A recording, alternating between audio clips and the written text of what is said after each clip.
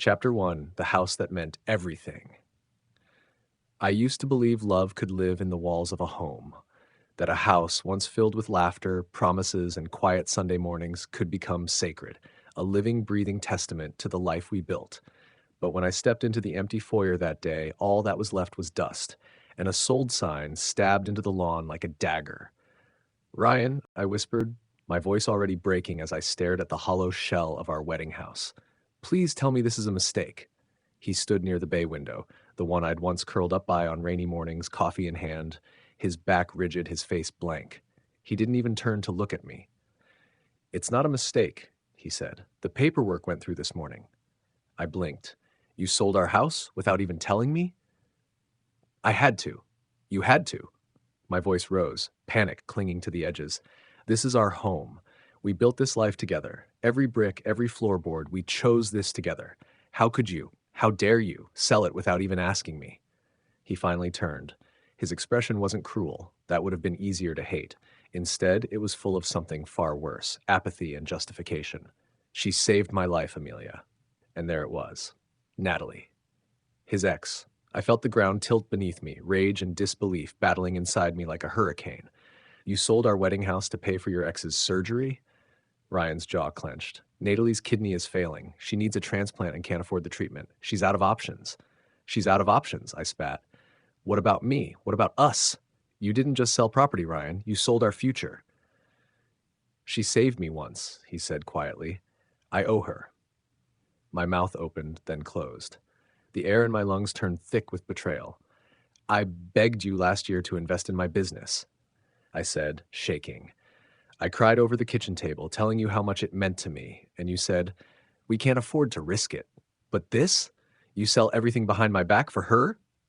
Ryan didn't flinch. "This isn't about you." I couldn't breathe.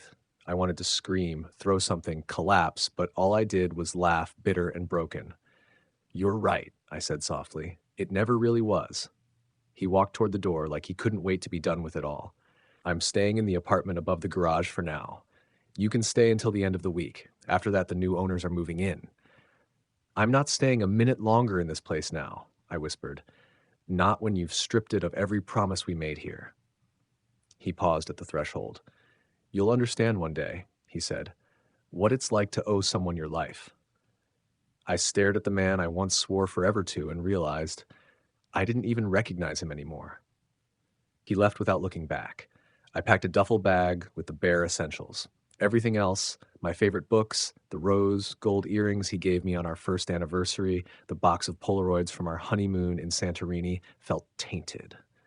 I stood in our bedroom, staring at the imprint of our shared life, the throw blanket I'd crocheted, the framed photo of our wedding, where I was laughing with champagne in hand, Ryan smiling beside me like he'd won the world. I almost left the photo there, but something in me cracked. I picked it up and hurled it at the wall. Glass shattered. Pieces rained to the floor. And I didn't cry. Hours later, I sat in my car outside my brother's friend Noah's house, staring at the text message I'd typed and deleted at least 12 times. "Me. Can I crash with you for a few days?" I hovered my thumb over the send button. We hadn't spoken in nearly a year. Not since our last fight, about Ryan, of all people. Back then, Noah had said something I never forgot. "He's not the man you think he is, Amelia. One day, you'll see." I hit send. The reply came faster than I expected. "Noah, doors open." Inside, Noah said nothing as I dragged in my bag and dropped it by the couch. His house smelled like cedarwood and beer. "Thanks," I murmured. He nodded. "Guest room's full of junk. Couch okay?" "It's fine." "You hungry?" I shook my head. Noah studied me. "You look like hell." "Thanks," I croaked. "I feel worse." He sighed, cracked open a beer, and tossed me a bottle of water. "He finally showed his true colors, huh?" I took a long drink. "He sold the house." Noah raised his eyebrows. "Damn." "To pay for his ex's surgery," he whistled. "Double damn." I managed to laugh. "You can say I told you so. I deserve it." But Noah just leaned back and said, "Nah, that'd be too easy. I'd rather help you figure out how to burn it all down the right way." And for the first time all day, I almost smiled. That night, long after the house fell silent and the city outside dimmed, I lay awake on the couch, staring at the ceiling. Somewhere out there, Ryan was sleeping in a place that once belonged to us, sleeping soundly after handing my world to someone else. But I wasn't broken. Not yet. This was just the beginning. And while he thought I had nothing now, he didn't know. Karma never sends a warning before it hits. Chapter 2. Rock bottom has a basement. The thing no one tells you about rock bottom is that it doesn't have a floor. It has a basement, maybe even several floors below that, each one darker than the last. And once you start falling, there's no map to guide you back up. The morning after I moved into Noah's house, I woke up to the sound of moose barking and the unmistakable smell of burnt toast. "Breakfast," Noah said gruffly, holding out a plate that looked more like an offering of charcoal. Or at least my attempt. I gave him a weak smile. "Looks crunchy." He shrugged, figured a crispy start might be symbolic. I took a bite anyway. It was awful, but it was the first time I'd laughed in what felt like days. Noah sat across from me at the kitchen island, sipping coffee. "You figure out your next move yet?"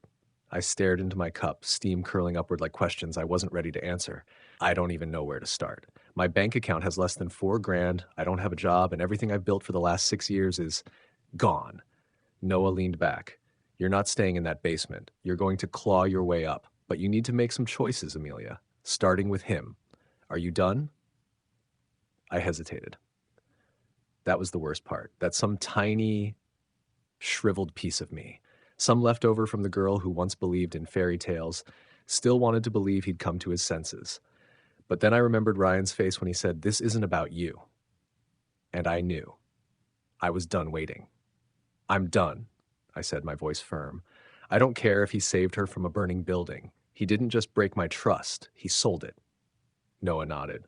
"Good, now we burn the rest." Later that day, I went back to the house one last time. The new owners weren't moving in for 3 more days, and I wanted to grab what little dignity I had left. Most of my belongings were already boxed and shoved in the garage like afterthoughts, like I had never mattered. I found my wedding dress in the back of the closet, still preserved in a garment bag, smelling faintly of lavender and old promises. I stared at it for a long time before shoving it in the trunk. I was halfway out the door when I heard a voice behind me. "You're really leaving."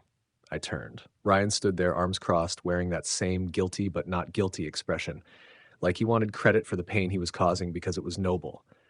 I stared at him. "What do you want?" "I just thought maybe we could talk." I laughed coldly. "Now you want to talk? After selling our home behind my back and tossing me out like a spare coat?" "I never meant to hurt you," he said softly. "But you did." My voice cracked. "You didn't just hurt me, Ryan, you erased me." His gaze flickered. "It wasn't easy for me either." "You're not the victim here," I snapped. "You made a choice. You chose her over me." He exhaled sharply. "Natalie, she's the reason I'm alive. When we were together, I was in a dark place. I would have..." He stopped, swallowed hard. "She saved me, Amelia. If she dies now and I did nothing, I'd never forgive myself." I took a step closer, my hands shaking. "And what about me, Ryan? I stood by you when you lost your job. I helped you through your mother's death. I spent years of my life building you back up. Why didn't that matter enough?" He didn't answer, and that was answer enough. I walked past him, slamming the door behind me. Back at Noah's place, I sat on the floor of the guest bedroom with a bottle of cheap wine and my laptop. I stared at the blinking cursor for hours. 6 years ago, I started designing interiors as a side hustle. Cozy apartment makeovers, budget renovations, even a few Airbnbs. It was supposed to become my full-time career, but Ryan said, "It's not stable." So I shelved the dream, again and again. Now I had nothing to lose. I opened my portfolio. It was dated, messy, inconsistent, but the bones were there. I clicked open a blank site template and started drafting a new business name. Rehome, a new space, a new start. I let myself feel it. The spark, the fire that had been dimmed for too long. It was shaky, small, but it was real. The next morning, I got my first taste of Karma's bite. It came in the form of a phone call. "Amelia?" a woman's voice said. "This is Madison from Carter and Lowe Realty. I'm so sorry to bother you, but we have a situation." I sat up straighter. "What kind of situation?" "Well, the sale on your house. It might not go through." My heart stuttered. "Why?" "There was a lien on the property from an unpaid contractor. One of the bathroom remodels your husband did a few months ago. It's significant." My blood ran cold. "How significant?" "Nearly $20,000. My jaw dropped. "Ryan didn't pay the contractor?" I'm afraid not, and unless he clears it fast, the sale can't proceed. It's going to fall through. I hung up in a daze. So Ryan had sold the house to fund his ex's surgery without even clearing his debts. He wasn't just reckless, he was spiraling. And now, the house that was supposed to fix everything might destroy him instead. I didn't call him. I didn't offer to help. Instead, I opened a spreadsheet and started budgeting what little I had. $4,000, half a tank of gas, a suitcase of regrets. But somehow it felt like the beginning, because sometimes the basement isn't where you get stuck, it's where you start to rebuild. Chapter 3: The Price of Independence. Freedom, it turns out, comes with invoices. It wasn't even noon, and I was already sitting cross-legged in the middle of Noah's living room floor, surrounded by receipts, post-it notes, and a half-empty cup of lukewarm coffee. Moose occasionally sniffed at my piles like he was inspecting the ruins of a crumbled empire. "Why does QuickBooks feel like a personal attack?" I muttered, stabbing at my keyboard. Noah appeared in the doorway, wiping paint off his forearm with a rag. "Because you're doing math on 2 hours of sleep and a diet of toast and trauma." I tossed a crumpled sticky note at him. "Thanks, Socrates." He grinned but didn't press. That was one thing I appreciated about Noah. He knew when to ask questions and when to just quietly make you coffee and paint his kitchen cabinets like your breakdown wasn't happening 5 feet away. After 3 days of grinding nonstop, home was finally live, bare bones but functional. I had a logo, a makeshift portfolio, and 2 Craigslist ads targeting small budget interior consultations. I priced myself embarrassingly low, desperate for clients, visibility, anything. That desperation paid off, or so I thought. Her name was Diane Caldwell, and she called me 2 hours after I posted the ad. "I need someone to help refresh my lake cottage," she said, her voice clipped and businesslike. "It's outdated, but I have guests coming in 3 weeks. Are you available for a walkthrough this afternoon?" I blinked at the phone. "A lake cottage?"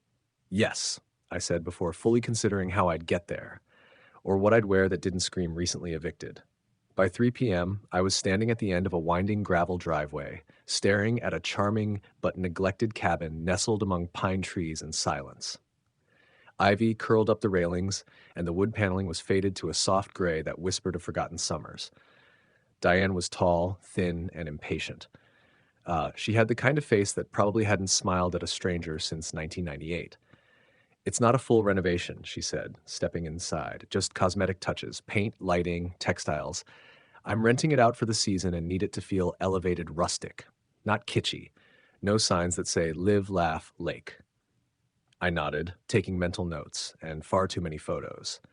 The place had potential: vaulted ceilings, stone fireplace, raw beams, and it didn't hurt that Diane handed me a $500 cash deposit before I even opened my laptop. "I want a mood board and concept pitch by Friday," she said. "Email's on the card." And then she was gone.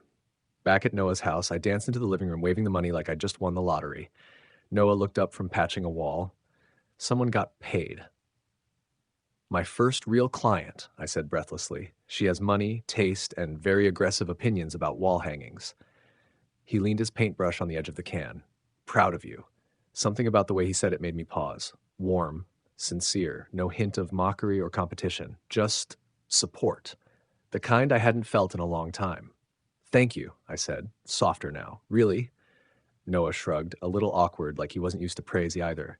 "You're doing the work. I'm just the guy with extra furniture and an aggressively friendly dog." We locked eyes, for a second too long, and then Moose jumped between us with a squeaky duck in his mouth, effectively killing the moment. But the high didn't last. The next afternoon, I was digging through fabric swatches and budgeting faux antique sconces when my phone buzzed. "Ryan." I stared at the screen, heart pounding. I hadn't spoken to him since our confrontation outside the house. I had nothing left to say, but curiosity or maybe some masochistic instinct had me answering anyway. "What?" I said flatly. Silence. "Then I just wanted you to know the house sale fell through." I said nothing. "I'm trying to fix it, but the contractor's demanding full payment. I thought he was bluffing. I didn't think he'd—" "You didn't think," I cut in. "That's the problem, Ryan. You never think until it's too late." He let out a ragged sigh. "Natalie's surgery is in a week. I'm stretched. I might have to take out another loan. The anger flared so hot and so fast I nearly choked on it. And let me guess, you thought I'd what? Offer to help? Bail you out like I always did? No, he said quickly. No, I don't even know why I called. Maybe because you're realizing what she cost you? I said coldly. But it's too late, Ryan. I'm not your lifeline anymore. I hung up before I could hear his answer. That night, I couldn't sleep. Not because I felt guilty, because I didn't, but because the ache of betrayal lingered in weird places, in old playlists, in the way I kept reaching for a second toothbrush that wasn't there, in how I still wore the hoodie I stole from him 3 winters ago, because it smelled like comfort, not because it belonged to him. Freedom wasn't as clean as I'd hoped. It came with echoes. The next morning, I stared at my reflection in the bathroom mirror and whispered, "This is yours now." Not his mess, not his debts, not his consequences. Mine. And it was time to pay the price of independence. Hustle, hustle, and more hustle. By Friday, I had Diane's mood board polished, a tentative design list, and a quote that made me want to vomit from how low I'd priced myself. She glanced through it in 5 minutes, said, "This works," and handed me another envelope of cash. It wasn't much, but it was mine. As I walked back to my car, the lake shimmered in the distance, peaceful, undemanding, and for the first time in weeks, I felt light, not whole, not healed, but maybe, just maybe, free. Chapter 4, Love Letters and Legal Lies. A week after Diane's deposit cleared, I bought myself a new planner and a bottle of mid-shelf rosé, one for organizing my sanity, the other for pretending I had any left to organize. Life had steadied into a strange, uneven rhythm. Wake up, fight with design software, argue with Diane over the merits of antique bronze versus aged brass, feed Moose when he sat on my foot and sighed like a martyr. Collapse next to Noah on the couch while we both claimed to watch TV, but mostly just sat in the exhausted silence of people trying to rebuild. There were little things too, like how Noah had stopped knocking before entering the guest room I was staying in. He'd just open the door and poke his head in with a, "You alive?" Like it was our weird version of a check-in. Or how I'd found myself waiting for the sound of his boots in the hallway, even though I told myself I didn't need anyone anymore. But I couldn't afford distractions. Not when Diane was adding scope creep like it was a contact sport, and I was this close to taking on another client who wanted a boho Parisian treehouse-themed yoga shed. Still, nothing prepared me for what arrived in Noah's mailbox on Tuesday morning, or more specifically, what arrived for me. I was flipping through the mail, mostly junk and bills, when I spotted the cream-colored envelope. No return address. My name written in old-fashioned cursive that looked familiar. The kind of handwriting that made you feel like someone had dipped the pen in intention. Inside was a single sheet of paper. "Amelia, I know I don't deserve a reply, or forgiveness, or even 5 seconds of your time, but I can't stop thinking about the last thing you said to me, and I need you to know what I did wasn't just about Natalie, it was about fear, about shame. I thought love meant obligation. I didn't understand it meant sacrifice until you walked away. I'll never stop being sorry, not for the house, not for the lies, but for the way I made you feel disposable. R." I stood frozen, heart in my throat. The signature was just an initial. But the tone, the guilt, the specific mention of the house and the lie, it had to be from Ryan. But the problem was he swore he hadn't written it. I called him. "Where did you learn to write Victorian breakup letters?" I asked, skipping hello entirely. He sounded groggy, or maybe guilty. "What are you talking about?" "You sent me a letter." "No, I didn't." I rolled my eyes. "Ryan, if this is some manipulative new method of getting sympathy, it's weirdly poetic but still pathetic." "I swear, Amelia," he said, voice sharpening, "I didn't send you a letter." My stomach twisted. If he didn't write it, who did? That night, I told Noah. We were sitting on the porch, Moose at our feet, the sky a deep bruised blue overhead.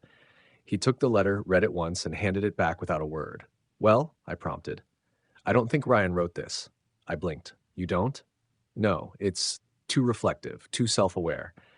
No offense, but your ex always struck me as the kind of guy who apologizes with an 'if you felt that way' clause." "Exactly," I muttered. "So who did?" Noah was quiet for a moment. "Could be someone trying to make you doubt yourself, or test if the wounds are still fresh." My chest tightened. "You think Natalie sent it?" He shrugged. "You said she lied, manipulated." Maybe she's not done. I didn't say it out loud, but the idea made a sick kind of sense.